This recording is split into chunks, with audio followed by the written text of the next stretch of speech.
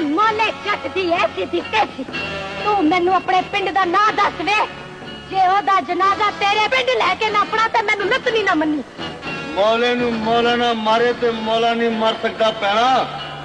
रब दे बाद ओनू सिर्फ मैं मार सकना किधरे भुलेखे च नूरी नत नू पेच के ओदा खाक ना करा लई नहीं कली रह जाएंगी ते कम वीरा वर्गे ते गल पैरियां वर्गी तू जाके जट दे पिंड बह जावे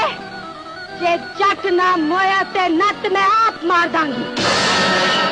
एना समझाला रोशना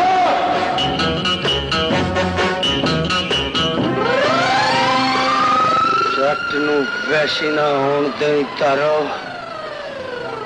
सानू समझाण वाला मर चुका है जे नत आ गया ते